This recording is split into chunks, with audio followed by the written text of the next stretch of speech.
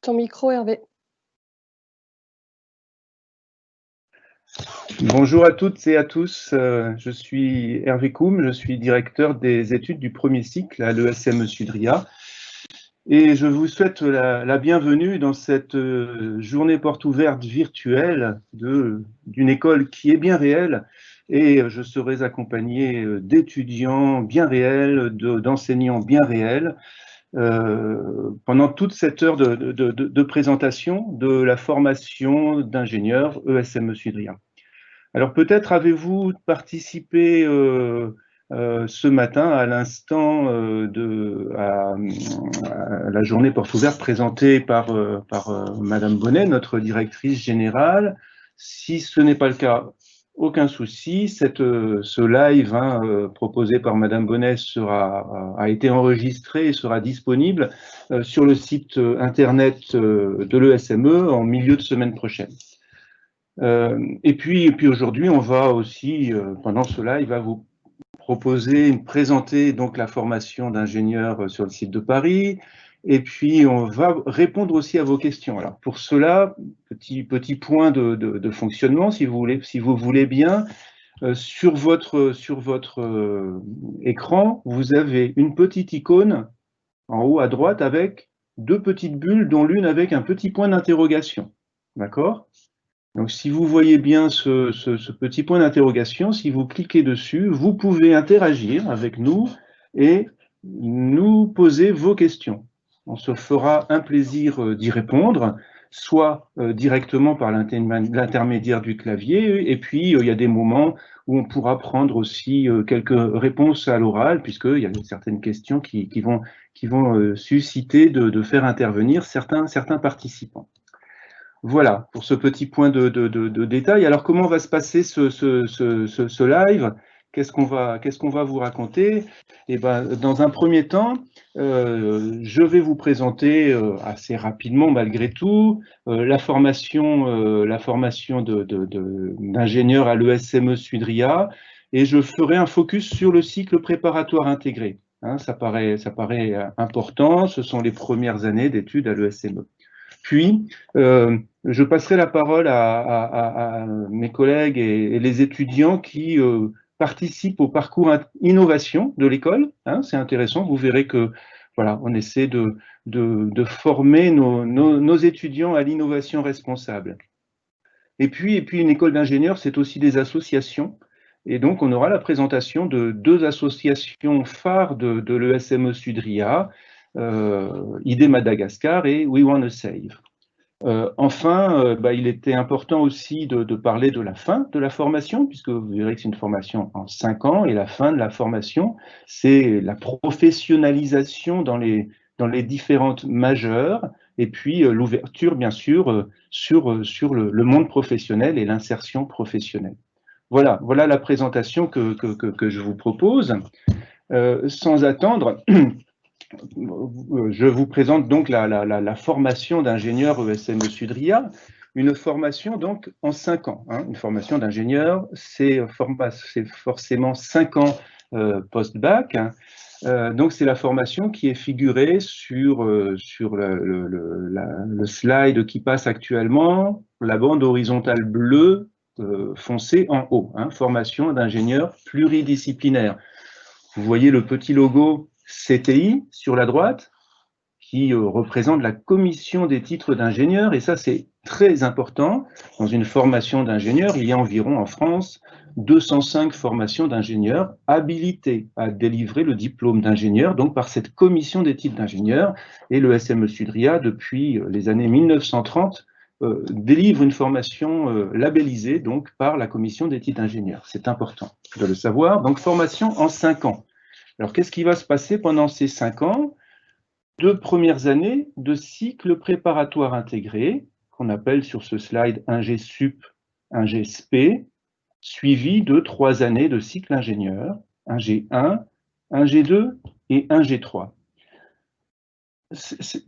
Par quoi se caractérise cette formation? C'est ça qui est important de savoir aujourd'hui. Qu'est-ce qui caractérise cette formation d'ingénieur ESME Sudria? Eh bien, dans un premier temps, c'est son caractère pluridisciplinaire.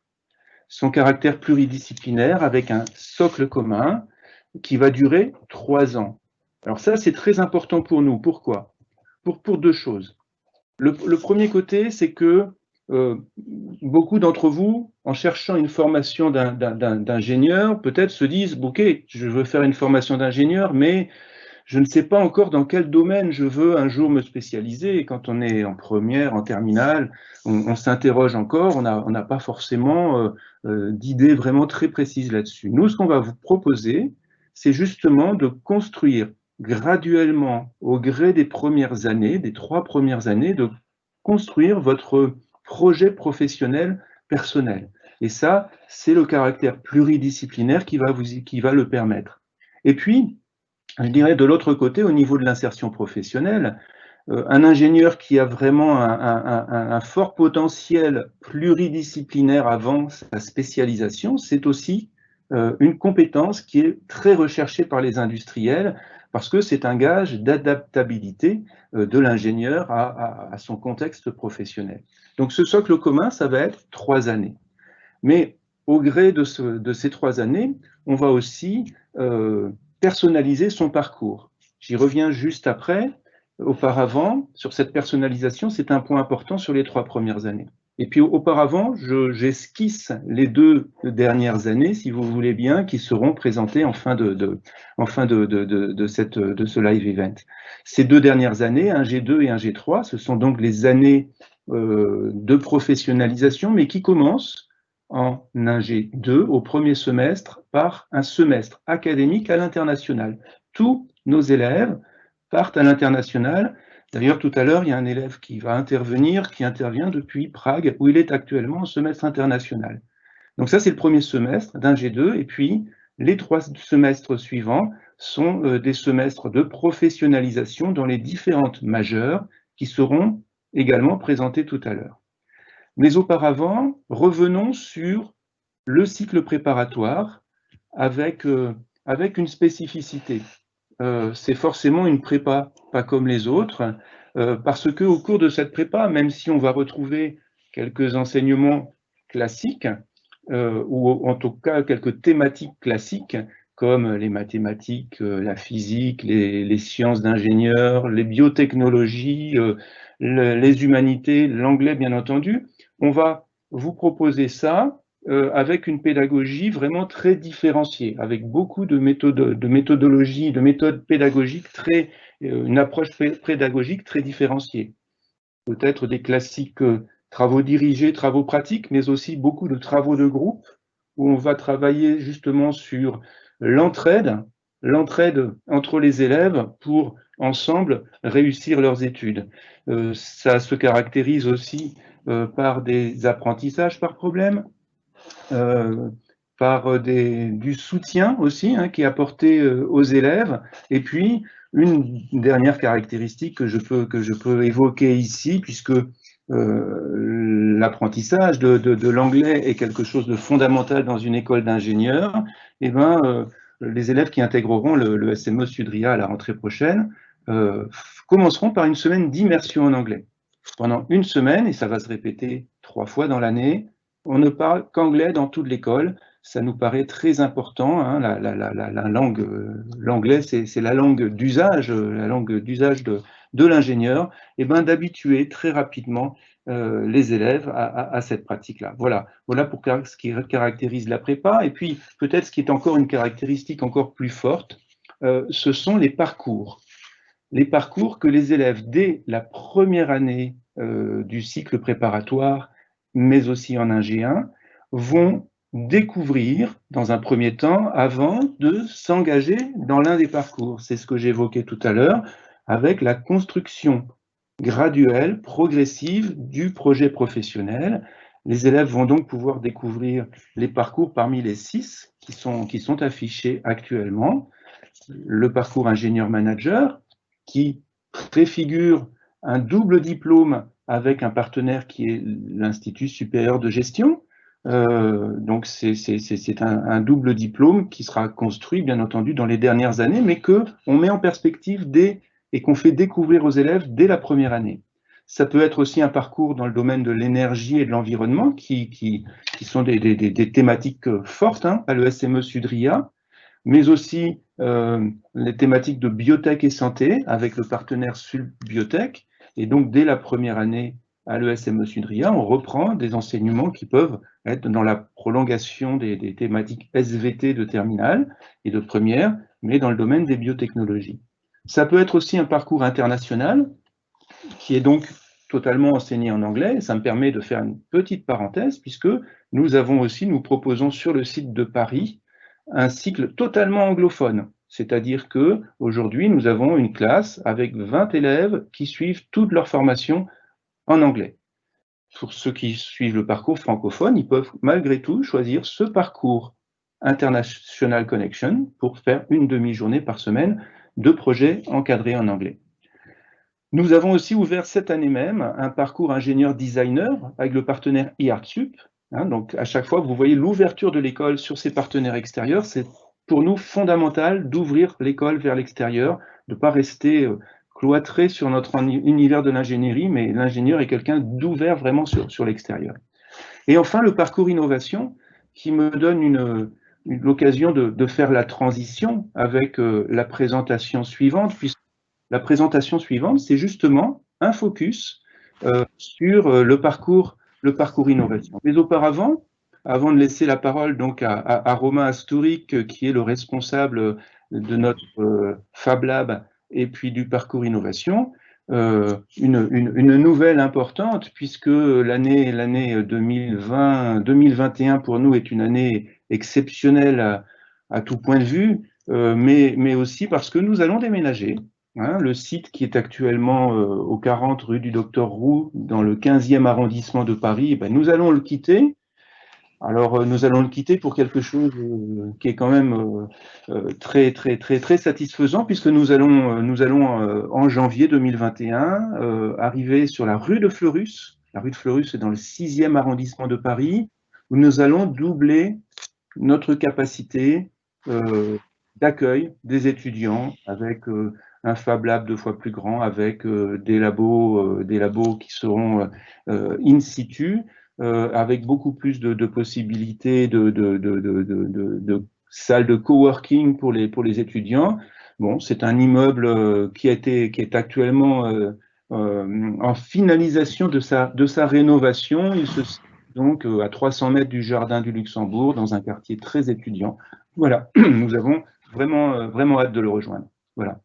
Et donc, je vais donc tout de suite céder la parole. Je vois qu'il y a quelques questions. Ça va me laisser le temps de regarder ces questions, peut-être d'y répondre. On fera un break après pour répondre à certaines questions. Mais tout de suite, je cède la parole donc à Romain Astourik, responsable du parcours innovation et du Fab Lab de l'ESME Sudria sur donc, le site parisien.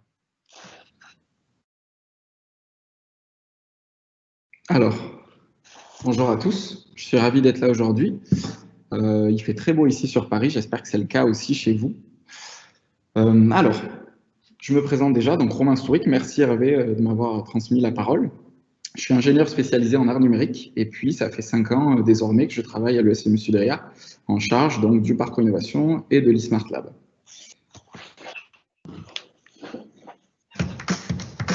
Pour stimuler la créativité des étudiants, l'idée c'est qu'on sorte de la classe classique avec un enseignant et des étudiants face à lui. On essaie d'aller chercher d'autres choses, notamment justement avec notre lab, qui est notre atelier de fabrication numérique collaboratif, où les étudiants peuvent venir soit librement, soit dans le cadre de programmes pédagogiques, essayer des machines, construire des choses, commander du matériel. Pendant ce parcours innovation, ils peuvent choisir différents thèmes et se spécialiser un tout petit peu, commencer à goûter à, par exemple, les arts numériques, l'impression 3D, les drones, etc. Récemment, on a eu 2 très beaux projets. On a eu une bobine Tesla, c'est un engin qui peut créer des arcs électriques de plusieurs millions de volts. Et puis on a eu un robot InMove, c'est un robot open source, c'est-à-dire que les modèles sont disponibles sur le net. Ce qui a été impressionnant, c'est que les étudiants ont réussi à faire tout le tronc, la tête, les bras, et ont rajouté des fonctionnalités, notamment le contrôle vocal.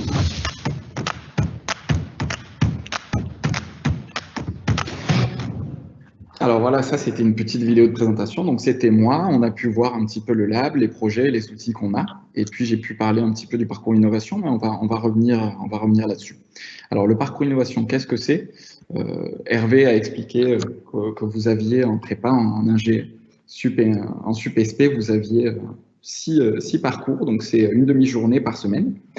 Et le parcours innovation, alors c'est quoi? C'est un programme qui est dédié à la création et au prototypage à travers l'univers Maker. Alors qu'est-ce que ça veut dire?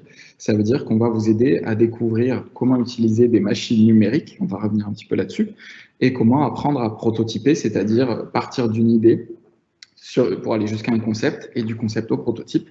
Et prototyper, c'est très important, ça veut dire qu'on va commencer tout doucement, faire un petit projet avec vraiment l'essentiel. En tant qu'ingénieur, on appelle ça une preuve de concept. On montre que quelque chose qui n'est pas du tout beau, qui est vraiment, ça reste, on prend le strict minimum.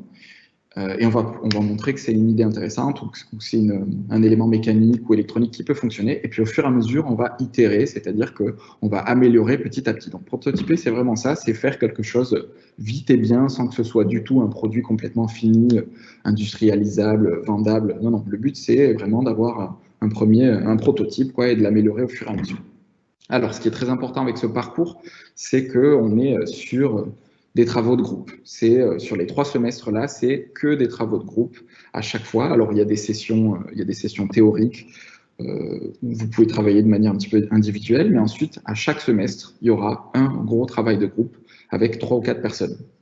La deuxième chose qui est très importante ici, c'est que c'est des projets très fun. On a, par exemple, ces dernières années, on a eu à un moment, les étudiants ont travaillé sur une machine à cocktail, évidemment sans alcool. On a eu aussi un robot sous-marin avec un partenaire dont je vais vous parler. Et il y a parfois des thèmes sur lesquels on va un petit peu guider les étudiants et les étudiantes. Et parfois, c'est complètement libre et vous pouvez faire n'importe quel projet du moment qu'il y aura un petit peu d'électronique, un petit peu de programmation, etc. Donc, ces 3 semestres. Un premier semestre qui est vraiment dédié à découvrir les bases. Donc, comme je viens de le dire, les bases, c'est quoi? C'est un petit peu d'électronique, un petit peu de programmation, un petit peu de fabrication numérique. On mélange ces 3 éléments-là pour pouvoir arriver à un bon socle commun pour tous les étudiants et les étudiantes du parcours.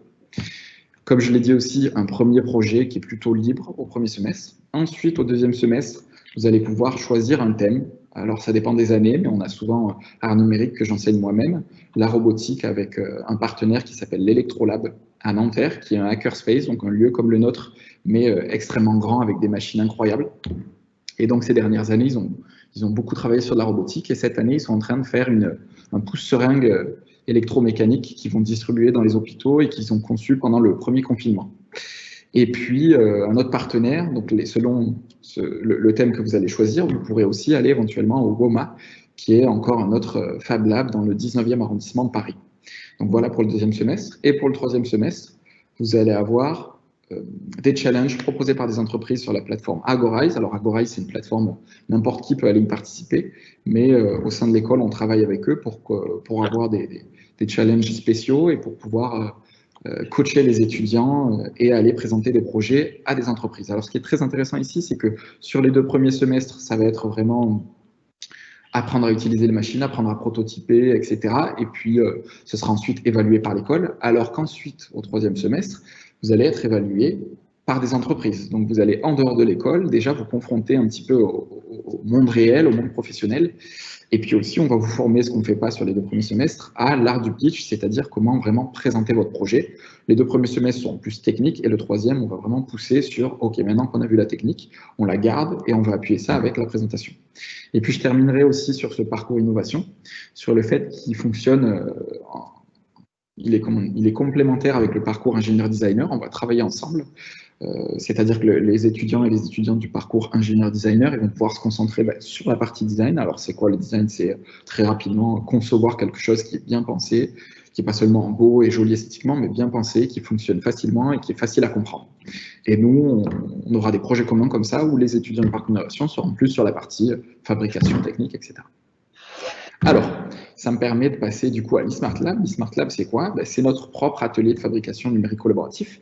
Alors, c'est un lieu très important pour l'école parce que ça permet déjà au parcours innovation de faire tout un tas de projets, mais ce n'est pas du tout uniquement ouvert pour les étudiants et les étudiants du parcours innovation, c'est ouvert à tout le monde, quel que soit votre parcours. Alors, un atelier, pourquoi? Parce que c'est un endroit où on a des machines, des outils, où on va pouvoir créer, bricoler, réparer, hacker, et puis, comme je vous l'ai dit tout à l'heure, surtout prototyper, donc venir faire des prototypes, les améliorer, etc.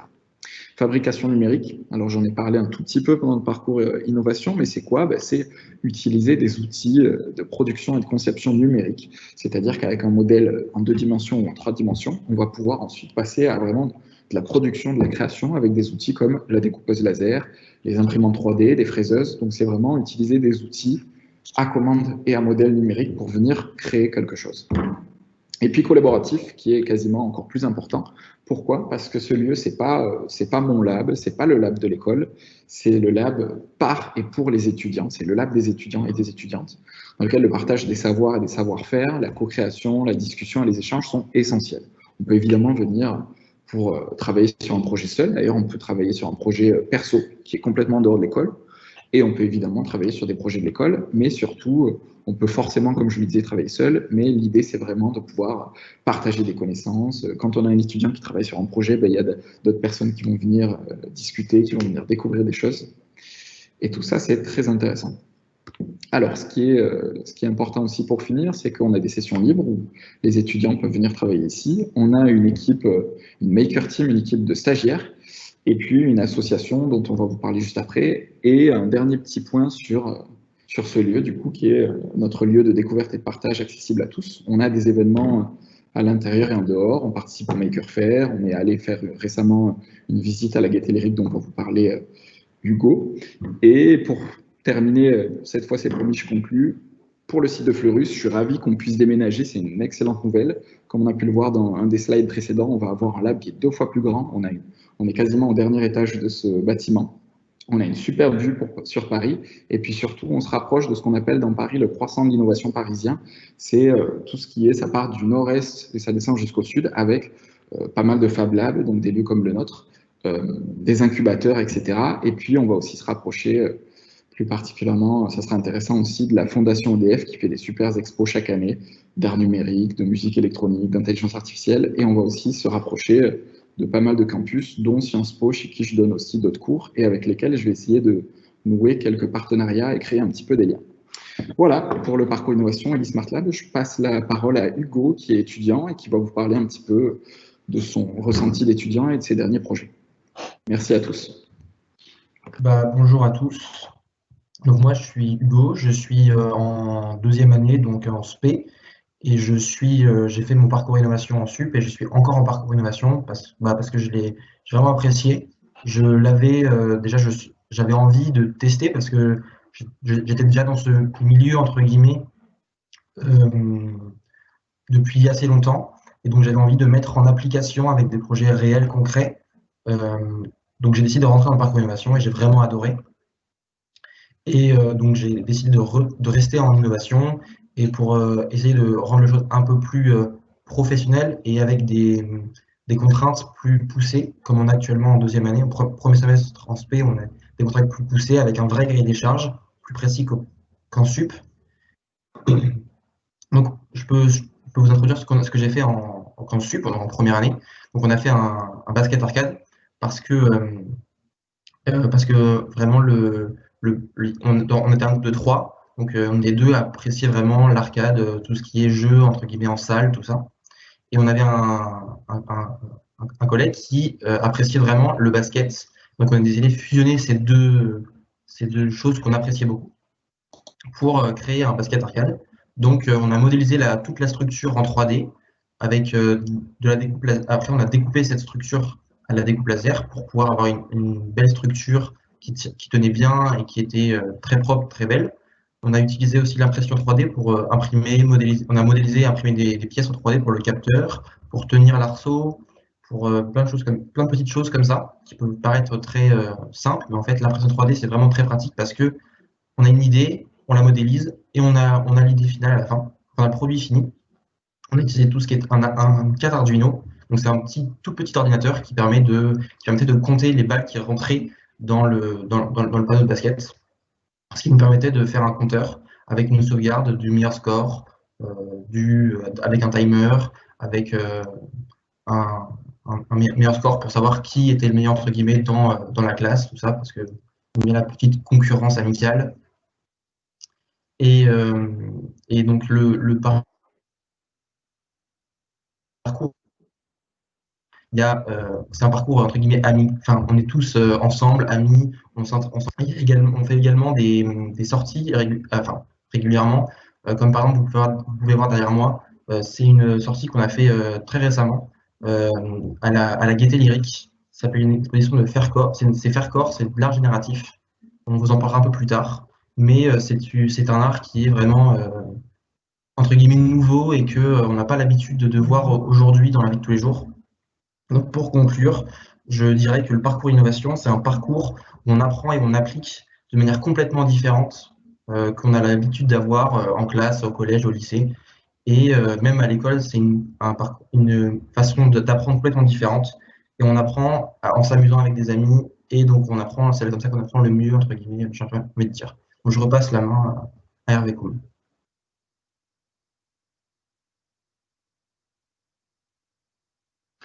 Ok, merci beaucoup Hugo.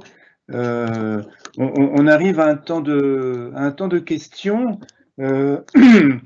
Quelques questions. Je pense que pas mal de questions ont été répondues, à l'écrit. Il y a quelques questions concernant le concours, notamment les spécialités en terminale. Qu'est-ce que je dois faire?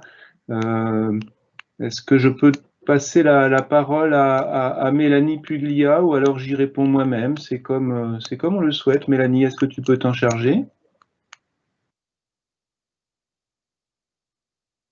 Ok, donc je vais y répondre, il n'y a pas de souci. Donc effectivement, hein, très rapidement sur le concours Advance et sur les spécialisations que nous recommandons, hein, simplement pour intégrer le SME Sudria, c'est essentiellement les mathématiques et puis une autre spécialisation scientifique entre sciences de l'ingénieur, numérique et sciences de l'informatique, de l'information, SVT, physique. Donc voilà, c'est ce tandem, je dirais, de spécialisation qui est recommandé, mais c'est aussi ouvert, voilà, à d'autres spécialités, puisque le concours Advance, hein, se comportera une étude de dossier et puis un oral où il y aura donc les maths et l'anglais. Il y avait des questions aussi sur la reconnaissance du diplôme à l'international. Oui, le diplôme d'ingénieur, justement, labellisé par la CTI, est reconnu à l'international. Des questions sur les doubles diplômes. Alors, on va peut-être en parler tout à l'heure, mais peut-être que Sonia Janson peut en parler maintenant, déjà, sur des possibilités de double diplôme, puisqu'il y avait une question là-dessus. Oui, bonjour à tous, merci Hervé. Alors, oui, tout à fait. Donc, c'est des possibilités qui s'ouvrent la plupart du temps à partir de la 4e et de la 5e année du cycle ingénieur. Donc, avec la possibilité de faire soit des doubles diplômes avec des écoles, enfin avec une école de commerce, ou bien encore des écoles reconnues comme Centrale Supélec, ou des écoles qui sont à l'international. Donc, dans les 4 coins du monde, des doubles diplômes qui sont faisables avec des universités partenaires et étrangères pour avoir non seulement le diplôme d'ingénieur de l'ESME, mais également le diplôme de grade de master de l'université partenaire. Voilà, merci.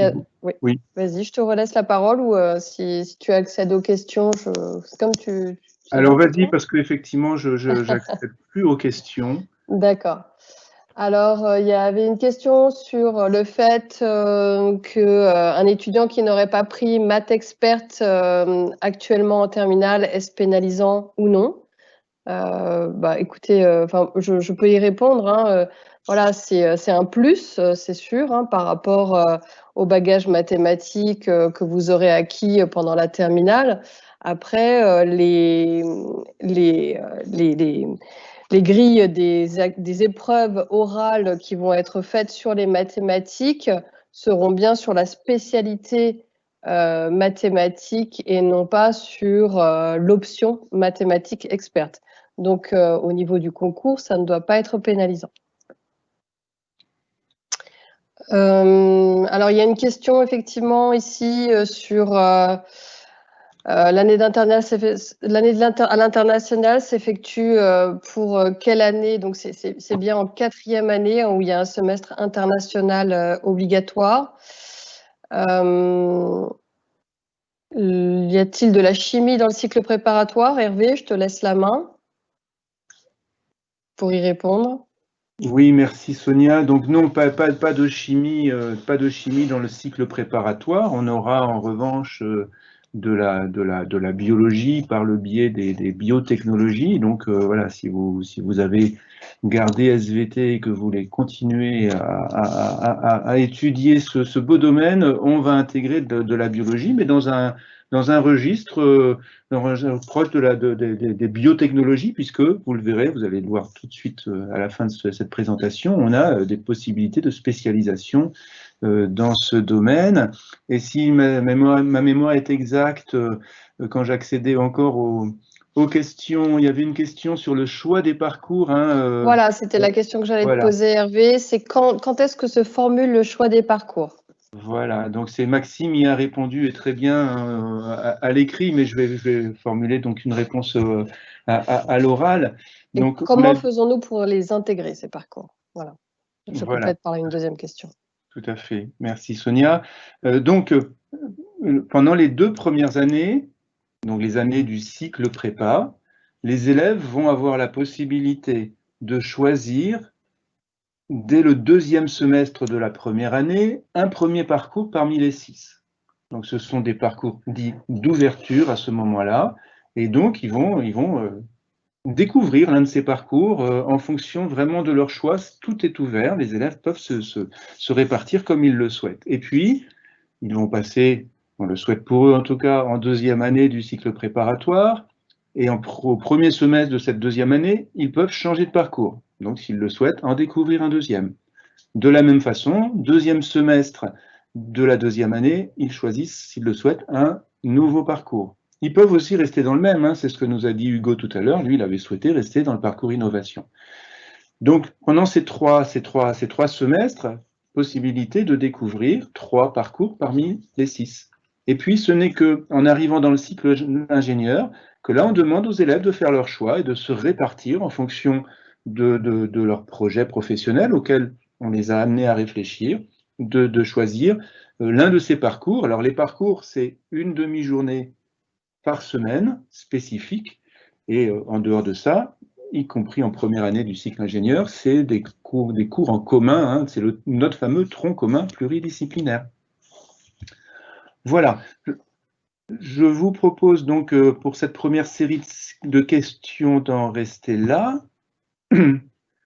Et donc on repassera sur les questions suivantes dans une seconde phase. Il y en a d'autres qui sont arrivées. On vous répond au fur et à mesure, mais voilà. Ok, super, super. Faisons comme ça. Mais écoutez, je vous propose de prendre un temps maintenant pour parler des associations, parce que voilà, les associations, c'est quand même une activité aussi très importante dans une école d'ingénieurs, et à l'ESME Sudria, on y apporte aussi, bien entendu, un intérêt fondamental. Alors, une association, c'est bien entendu la possibilité pour les élèves de se divertir, certes, mais surtout de se former. C'est aussi quelque chose d'important. Il y a vraiment des compétences spécifiques qu'un élève peut acquérir par le biais des associations. Nous avons fait le choix aujourd'hui de vous présenter 2 associations. Alors, une association, j'allais dire ancestrale, mais quand même pas, mais elle vient de fêter ses 25 ans quand même d'existence. C'est l'association humanitaire ID Madagascar, et je laisse tout de suite la parole à Lucas pour vous la présenter. Merci Hervé, bonjour. Moi c'est Lucas. Je suis actuellement en Ingé 1, donc c'est ma 3e année à l'ESME. J'ai choisi je suis au parcours énergie, en énergie environnement. Voilà, donc j'ai choisi de rejoindre ID dans ma toute première année de prépa, parce que rejoindre une association, c'est toujours bien pour rencontrer des gens, parce que je connaissais personne dans l'école, pour se faire de nouveaux amis, mais aussi pour participer à la vie associative de l'école, pour mener à bien des projets qui nous tiennent à cœur, et Et c'est pourquoi j'ai choisi de rentrer dans l'idée. Surtout que j'ai toujours souhaité faire de l'humanitaire et du coup, ça me semblait être une évidence, moi, lors de cette première année. ID Madagascar, donc, comme l'a très bien dit Monsieur Koum, cette association-là a 25 ans. Et depuis 25 ans, cette association, elle construit des écoles et des réseaux d'eau potable à Madagascar, dans un petit village au sud de la capitale. Donc, depuis 25 ans, on a construit 6 écoles et 35 réseaux d'eau potable, apportant de l'eau à des centaines d'habitants et de l'éducation à des centaines d'enfants qui ne pouvaient pas forcément aller à l'école. Durant toute l'année, on essaye de récolter des fonds, donc via diverses missions. Par exemple, on fait des papiers cadeaux à la Fnac de Montparnasse. On emballe des papiers cadeaux des gens durant tout le mois de décembre, pendant les fêtes de Noël. Et les gens nous font des dons à hauteur de ce qu'ils peuvent pour essayer de financer le projet. On fait aussi les cours solitaires ou quand il n'y a pas de Covid, on fait des vols de riz. Donc, c'est-à-dire qu'on vend du riz aux élèves des campus les midis pour essayer de financer cette mission. Voilà. Donc, cette année, on est 130 élèves dans l'association. Et au mois de juillet, il y a une dizaine d'élèves de l'association qui partent à Madagascar pour aller là-bas mener à bien la mission, donc soit construire un réseau d'eau potable, une école, ce genre de choses. Donc, comme vous voyez les images, là, c'est la mission 2019 qui s'est faite entre juillet et août 2019. Donc, c'était la construction d'une école. Et donc, on travaille là-bas avec des ouvriers locaux, donc des maçons, des charpentiers, des peintres. Et on fait travailler vraiment des ouvriers locaux qui connaissent le terrain, les matériaux présents là-bas, etc. Donc, moi, je suis le président de cette association cette année, et être président d'association, c'est une responsabilité parce que il faut s'assurer que la mission pourra être menée à bien, donc il faut s'assurer qu'on puisse récolter assez de fonds durant toute l'année, par exemple pour aider Madagascar, ou gérer tout ce qui est papier administratif, ce genre de choses. C'est aussi un investissement parce que être président, ça demande du temps. Et du temps, j'en prends pas mal à côté de mes cours, donc c'est quelque chose qu'il faut prévoir aussi. Voilà. Donc, je remercie de m'avoir écouté et je repasse la parole à Monsieur Hervé Koum. Merci beaucoup, Lucas. Merci pour cette présentation d'ID Madagascar. Et puis donc, je vais passer la parole pour la présentation de la deuxième association. Alexandre qui va nous présenter l'association We Wanna Save. Vous voyez qu'on va parler à l'école d'innovation, mais d'innovation responsable. On a vraiment des élèves qui sont engagés à la fois dans l'innovation, mais aussi qui sont sensibilisés à leurs responsabilités futures en tant qu'ingénieur, sur les aspects sociétaux. Voilà.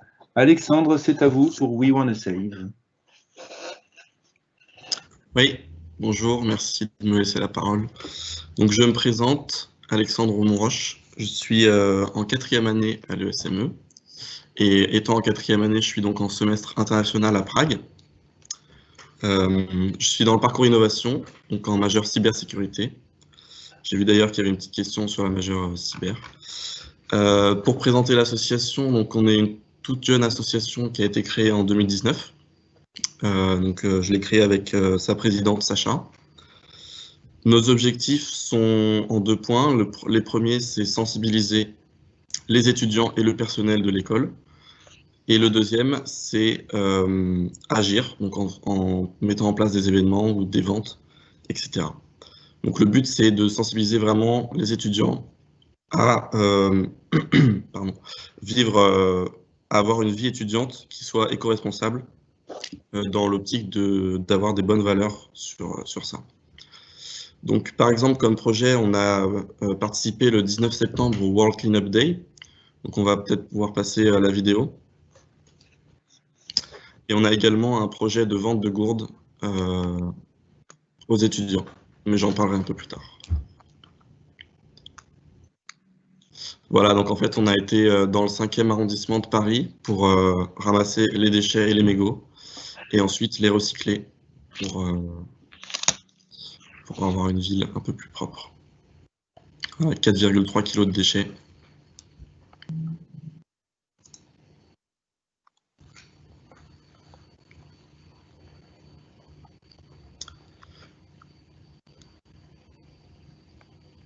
Donc, comme vous pouvez le voir, on a une forte présence sur les réseaux. Donc, on agit beaucoup sur Instagram et sur notre site web, que vous pouvez retrouver sur la présentation. Il y a des QR codes. Et voilà, si vous avez des questions, n'hésitez pas à les poser, j'y répondrai. Et merci de votre attention. Je repasse la parole à M. Hervé Coulon. Merci beaucoup Alexandre pour cette présentation de We Wanna Save. Rappelons qu'un mégot jeté par terre, c'est 500 litres d'eau polluée.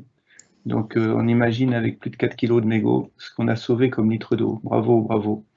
Troisième association qu'on va vous présenter aujourd'hui, une jeune association aussi de l'école, c'est ES Makers et c'est Maxime qui nous la présente.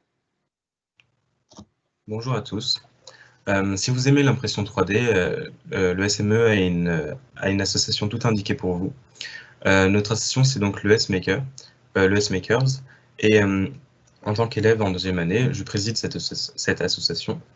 Le principe de cette association va être de proposer en fait aux élèves des formations sur les différents outils qui sont disponibles à l'eSmart Lab. On est une association qui va fonctionner beaucoup avec l'eSmart Lab et la filière innovation. Nos activités vont être proches de ce qu'on peut faire dans le parcours de découverte innovation et dans la filière innovation en spécialisation.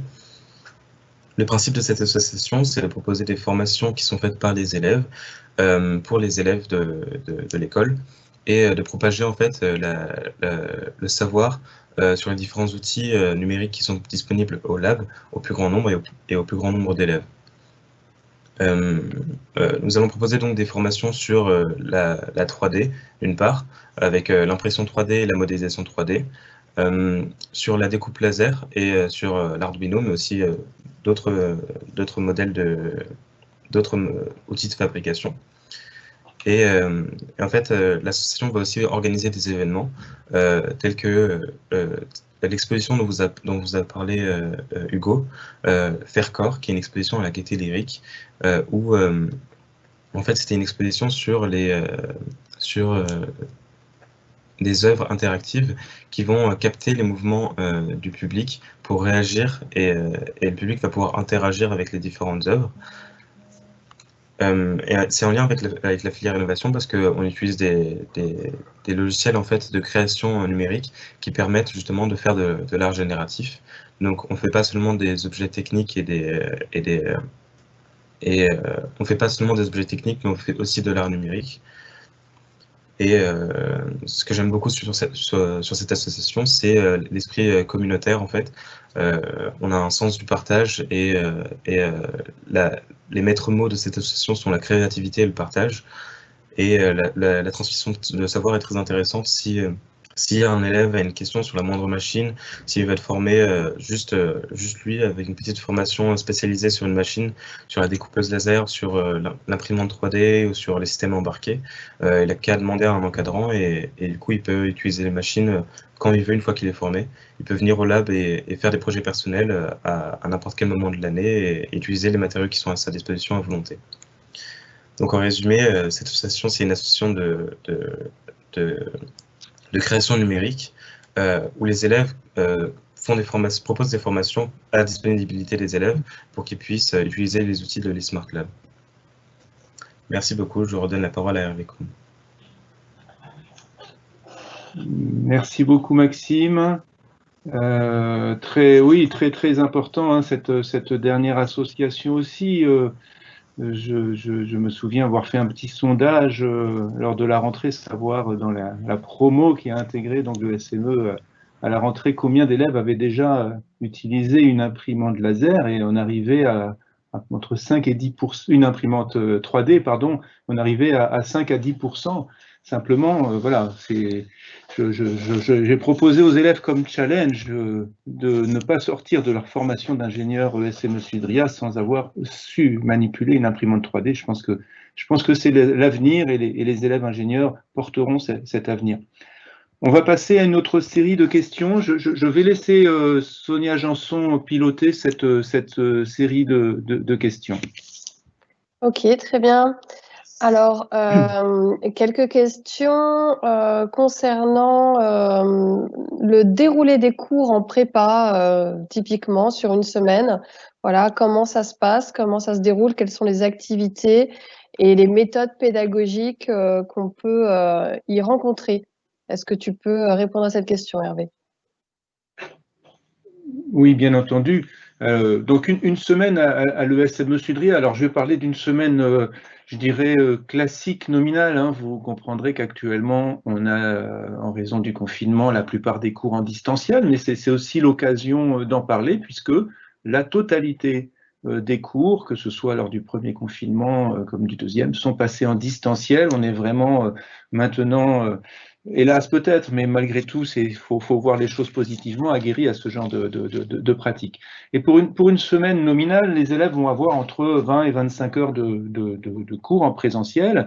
Et puis, les méthodes pédagogiques, c'est qu'on va demander aux élèves de se préparer en amont à l'aide de petites vidéos dont ils vont prendre connaissance pour un cours qui va se dérouler soit sous forme de travaux dirigés, soit sous forme de travaux pratiques, soit, comme je vous le disais, sous forme de travaux de groupe, où les enseignants vont pouvoir revenir sur des notions magistrales, des notions académiques classiques, mais aussi et surtout faire participer, faire travailler les élèves, les faire réfléchir aux problématiques qui leur sont posées, en essayant notre vraiment objectif, c'est de faire en sorte que les élèves soient vraiment actifs, et je peux vous garantir que même en distanciel, les enseignants réussissent à faire en sorte que les élèves soient actifs. C'est vraiment quelque chose qui nous paraît important pour l'acquisition des compétences. Ça peut être aussi de l'apprentissage par problème, où les élèves, là aussi, en équipe, vont s'entraider pour acquérir des connaissances. Ils seront juste tutorés par un enseignant qui va les guider, mais ce n'est pas forcément en donnant la solution d'un problème à un élève qu'on va lui apprendre à réfléchir par lui-même justement pour trouver cette solution. Donc ça, c'est important. Et puis les parcours, donc une demi-journée par semaine de projets en Fab Lab, comme on vient de l'expliquer. Merci Hervé. Une autre question qui revient un peu régulièrement sous toutes ses formes. Voilà, à quel niveau finalement il faut avoir pour avoir une chance d'intégrer le SME Sydria et donc de réussir le concours, que ça soit niveau d'anglais ou bien sur les spécialités scientifiques? Est-ce que on pourrait donner une piste de réponse pour répondre à ces questions? Oui, moi je veux bien y répondre aussi. Et pour cela, parlons 2 minutes du concours Advance. Oui, parce qu'il y a aussi des questions sur le concours, hein, la forme, voilà. Tout à fait. Le concours Advance, comment ça va se passer? Donc, dans un premier temps, vous vous inscrivez sur Parcoursup, vous faites les choix des écoles que vous souhaitez, vous choisissez le concours Advance, et donc on va étudier votre dossier scolaire. Votre dossier scolaire, bien entendu, si vous avez d'excellentes notes, eh bien, ça va nous intéresser. Mais malgré tout, si vous avez des notes qui restent dans la limite du raisonnable, qui restent correctes, voilà, hein, au-dessus de la moyenne ou autour de la moyenne, ça reste intéressant. Ça reste intéressant pourquoi? Parce que d'une part, bon, on sait que tous les lycées ne notent pas de la même façon, donc on ne va pas s'arrêter à la note. Et on va aussi, bien entendu, regarder l'appréciation de vos enseignants. Ça, c'est aussi quelque chose d'important. Deuxième épreuve, c'est une épreuve orale qui va vous permettre de nous montrer ce que vous savez faire, à la fois en mathématiques, en anglais, mais c'est suivi d'une épreuve de synthèse et de motivation où on va être très intéressé par votre projet déjà, par votre détermination, par votre connaissance de l'ESME Sudria, par votre intérêt spécifique peut-être, par l'innovation, par les Fab Labs et puis les projets justement engagés que promeut l'ESME Sudria. Et puis, il va y avoir une troisième épreuve très particulière à l'ESME Sudria. On va reprendre la totalité de vos dossiers et on va vraiment les éplucher. Quand je dis les éplucher, c'est regarder tous vos centres d'intérêt particuliers, vos expériences en niveau de stage. Donc ça, c'est tout ce que vous mettez dans votre fiche à venir. On va vraiment regarder ça de manière détaillée. Et c'est ce qui peut faire la différence au niveau de compétences particulières qu'on va rechercher dans vos centres d'intérêt particuliers et qui peut, peut-être, malgré un dossier qui peut être assez moyen, eh ben, attirer notre attention et vous proposer une place à l'ESME Sudria. Très bien. Est-ce qu'on poursuit sur les questions ou bien c'est comme vous voulez, hein, sur le timing? Là, je vois qu'il est, qu'il est midi 23. Ouais, on peut continuer sur la dernière partie et puis on reprendra peut-être quelques questions après parce que cette dernière partie va permettre, puisque c'est toi qui la présente, Sonia, de faire un focus sur les 2 dernières années de la formation, donc l'année 4 et l'année 5. Très bien. Donc du coup, la partie donc, que je vais présenter maintenant, donc c'est pour vous faire un focus, comme l'a dit Monsieur Koum, sur la 4e et 5e année. Donc cette 4e année, elle commence effectivement par l'international et donc voilà, on a ce slide ici qui nous permet justement de voir comment l'international s'inscrit à l'ESME Sudria, à travers quel type d'activité et ce qui est proposé. Donc déjà, effectivement, 100% de nos élèves vont faire cette expérience en partant faire un semestre d'études dans une des universités partenaires de l'école en début de 4e année. C'est le premier semestre de la 4e année. L'enseignement qui est fait sur ces universités, évidemment, est tout en anglais. Il y a eu cette question aussi dans le flux de questions. Est-ce qu'il y a une LV2? Oui. Voilà, la réponse est là. C'est tout à fait possible de faire une LV2. Donc, ce n'est pas un enseignement obligatoire, mais optionnel au choix de l'élève. Et vous voyez qu'il y a donc une multitude de choix possibles de LV2 et la possibilité donc de le poursuivre sur tout le cursus de la formation. Donc, sur les destinations, effectivement, je ne l'ai pas mentionné, ce sont 60 destinations aujourd'hui qui sont possibles pour faire ce semestre international sur les 5 continents.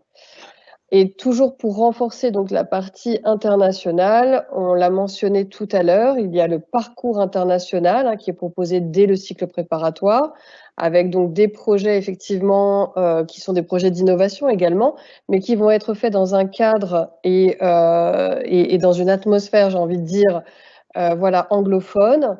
Et il y a également, pour encore aller plus loin, la possibilité de faire dès le cycle préparatoire, celui-ci de façon 100% anglophone. Donc l'enseignement de toutes les matières, de tous les modules est fait en langue anglaise.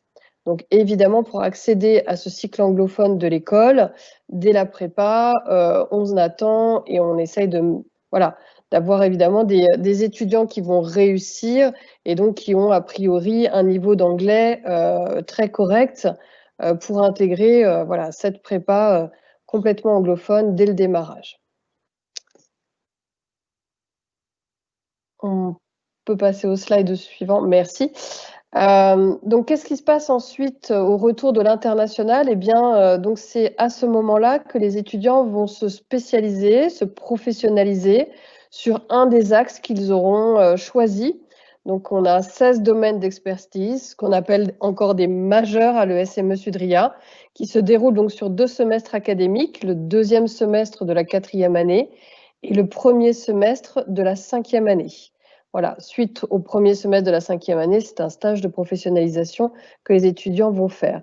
Donc, vous avez ici un panel des possibilités aujourd'hui d'actualité, puisque ce sont des choses qui évoluent en permanence, puisque évidemment, on est au plus proche des entreprises pour répondre à leurs attentes et pour évidemment faire évoluer nos domaines d'expertise, notre partie de 4e, 5e année pour répondre au marché de l'emploi qui est attendu bien sûr après la diplomation de nos étudiants. Donc en innovation, vous avez typiquement de la mécatronique qui est de la robotique mêlée à de l'automatisme. le monde de l'électronique qui va être couvert par les systèmes embarqués, les télécommunications, encore une option en intelligence artificielle. Vous avez aussi évidemment des majeurs qui vont être liés aux énergies, à l'environnement. Vous en avez 3, hein, avec aujourd'hui l'avènement des véhicules propres et autonomes, les énergies renouvelables, mais ça fait un petit moment. 2 nouvelles majeures qui sont en cours aujourd'hui, hein, qui ont été amorcées l'année dernière dans le domaine donc, de la santé pour couvrir le biomédical ou bien encore tout ce qui est le numérique et le traitement des images en santé, traitement des données également. Voilà, la partie management qui va être faite en partenariat et en double diplôme avec l'ISG pour donc 2 filières en finance et statistiques ou bien encore dans le traitement des données massives, hein, les big data et comment on les manipule via le digital marketing. 2 nouvelles majeures qui vont donc s'initier l'année prochaine, donc cette année pardon, sur le design, avec donc le design pour l'industrie, hein, pour les machines, pour la robotisation, ou bien encore le design pour le côté du digital, de la numérisation. Voilà comment allier l'ingénieur et le designer. Et je reviens sur la partie internationale. Donc, ce sont des majeurs évidemment qui sont liés à l'innovation et aux énergies qui sont proposées dans cette brique-là.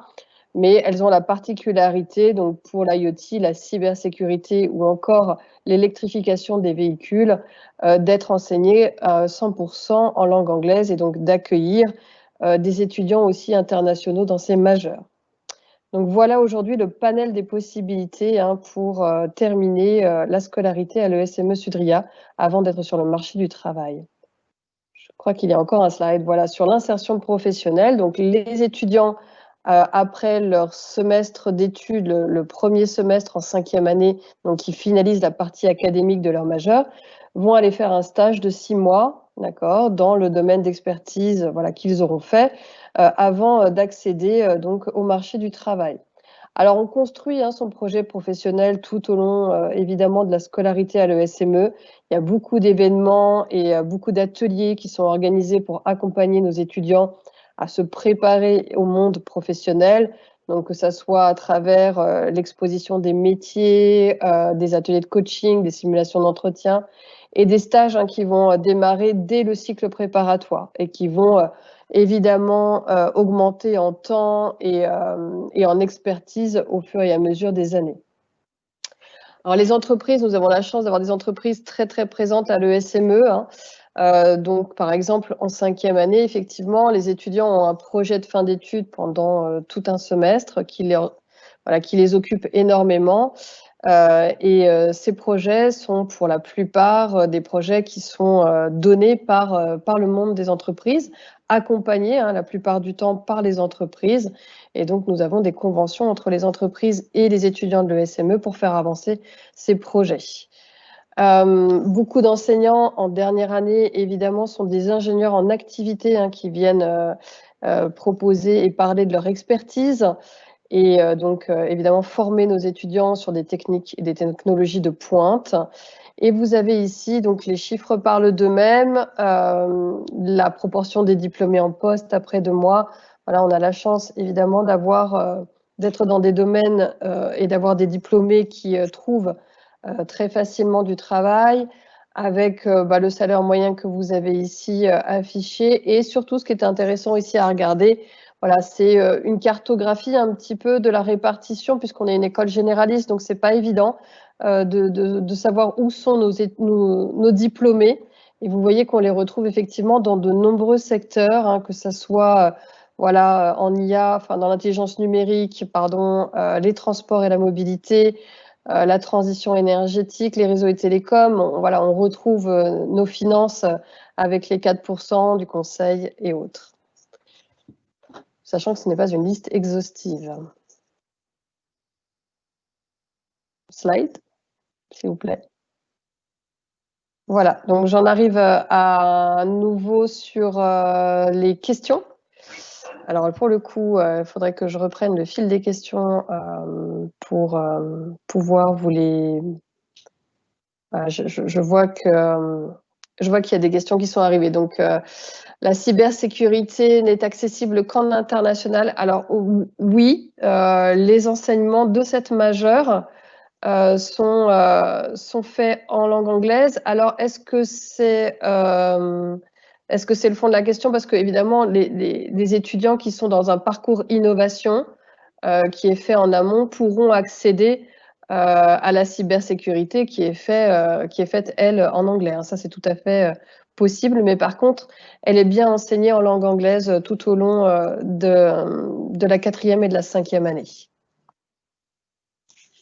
Oui, il y a 3 majeurs effectivement qui sont enseignés en anglais, hein, donc, et qui ne sont accessibles qu'en langue anglaise, tout à fait. Mais c'est plutôt un plus hein, pour la formation.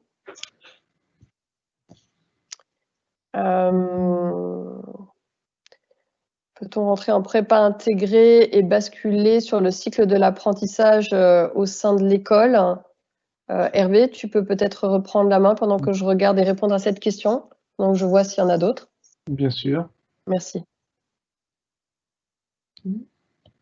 Bien sûr, donc oui, là on vous présente la formation donc dite classique, initiale en 5 ans, mais nous avons aussi une formation par l'apprentissage en 3 ans qui est accessible donc au bout de 2 années, donc après 2 années post-bac, et tous les ans nous avons quelques places, hein, puisqu'on est contingenté dans cette formation d'ingénieur par l'apprentissage. Ça veut dire qu'on a un nombre de places limité pour chaque promo.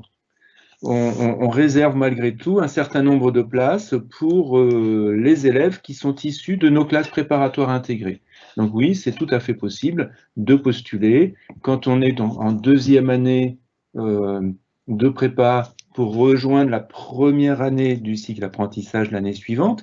Et puis, quand on n'a pas réussi à obtenir une place, on peut continuer en première année, donc d'année classique, et puis repostuler pour intégrer l'apprentissage à la fois en 2e année. Voilà, donc il y a des possibilités de passerelle d'une formation à l'autre. C'était aussi une question qui, merci Hervé, c'était aussi une question qui avait été posée sur le bachelor. À l'issue du bachelor, peut-on postuler en cycle ingénieur? Donc oui, hein, c'est tout à fait possible. Évidemment, il y aura une sélection sur le niveau du dossier pour voir si l'élève qui postule pour le cycle ingénieur a bien toutes les aptitudes pour y réussir. Mais oui, cette passerelle est tout à fait possible. Je réponds aussi donc à une question qui est donc plus sur les 4e, 5e années. Voilà, est-ce qu'on peut se spécialiser dans le commerce et ainsi avoir un double diplôme? Donc oui, hein, c'est la formation que je vous ai, qui a été présentée rapidement. Il y a un double diplôme avec une école de commerce du groupe Ionis qui s'appelle l'ISG. Donc les étudiants qui rentrent dans ce double diplôme commencent à partir de la 4e année. Donc ils font la 4e année et 5e année dans un double diplôme, donc ingénieur et école de commerce, hein, entre le SME Sudria et l'ISG. Et à l'issue donc de ces 2 années où ils alternent leur formation, donc c'est 2 années assez condensées hein, pour ces étudiants, puisqu'ils vont alterner leur formation entre le SME Sudria et l'ISG, d'accord, pour avoir le double diplôme, donc ingénieur d'un côté et le grade de master grande école de l'école de commerce d'un autre côté. Voilà. Je pense qu'on a fait à peu près le tour des questions, puisqu'elles ont été quand même majoritairement, voilà, elles ont obtenu des réponses aussi par écrit de l'équipe qui est ici, en ligne avec nous. Donc, je pense que oui, on peut passer à la fin. Hervé, je te redonne la parole. Merci Sonia. Je vous en prie. Merci beaucoup Sonia, merci tous les présentateurs. Oui, il y a sûrement beaucoup d'autres questions, mais moi ce que je vais vous proposer avant de conclure ce live, eh bien c'est des rendez-vous personnalisés, puisque dès cet après-midi, de 14 h à 17 h. Hein. Nos équipes sont à votre disposition. Vous avez la possibilité, je pense que va s'afficher ou s'affiche déjà donc un flash code hein, que vous connaissez. Vous pouvez dès à présent l'utiliser et à l'aide de votre smartphone sans avoir d'application spécifique, ça fonctionne. Vous pouvez le retrouver sur notre site internet. Donc, n'hésitez surtout pas si vous avez des questions complémentaires, si les réponses qu'on vous a apportées aujourd'hui vous paraissent incomplètes, à prendre rendez-vous. Ça peut être rendez-vous avec un enseignant de l'école, avec un étudiant de l'école, avec le service des admissions, voilà, avec moi-même d'ailleurs, si vous le souhaitez. Donc, n'hésitez surtout pas cet après-midi à réserver un créneau de 20 minutes à l'aide de ce flash code pour passer donc 20 minutes et poser des questions bien précises. Voilà. Une autre possibilité, un autre événement hein, à venir, c'est une rencontre avec les étudiants. Hein, ça va s'appeler ESME Inside. Voilà, vous trouverez tout ça aussi sur notre site web. Ça se passera le jeudi 19 novembre à 19 h. Et là, l'idée, c'est vraiment de laisser peut-être les lycéens que vous êtes dialoguer avec des étudiants en toute transparence, savoir vraiment comment ça se passe, les études à l'ESME Sudria. Voilà. On arrive au terme de ce live event.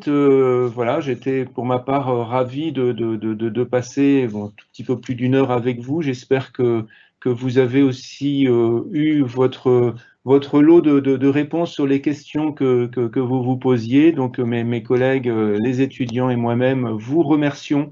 Vous souhaitons une très bonne journée et puis donc nous restons à votre disposition dès cet après-midi, mais aussi voilà, tout au long de l'année scolaire pour répondre à vos questions. Merci beaucoup, très bon après-midi, très bon week-end et prenez soin de vous en ces temps un petit peu difficiles. Bon courage, au revoir.